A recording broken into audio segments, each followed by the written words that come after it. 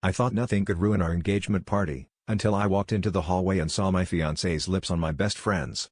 My legs went numb, the tray of champagne glasses I'd been carrying crashing to the ground. They jumped apart, faces pale, but the silence between us was so thick I could barely breathe. My fiancé tried to stammer out an excuse, but my best friend just looked at the floor, hands stuffed deep in his pockets. The room behind us buzzed with the sound of laughter and clinking glasses, completely oblivious. I demanded the truth, right there, surrounded by broken glass and the stale scent of spilled alcohol. What came out of their mouths wasn't just an apology, it was a confession. They'd been seeing each other for months, and the engagement was nothing but a setup.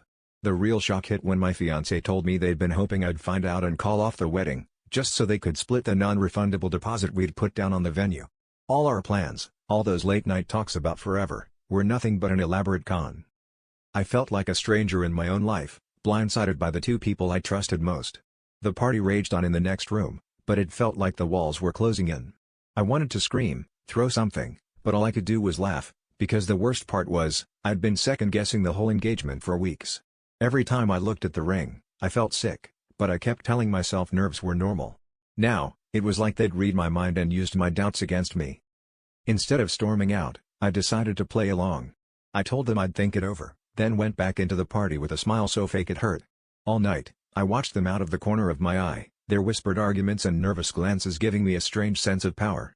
In the end, I realized I'd rather lose the deposit than lose my dignity.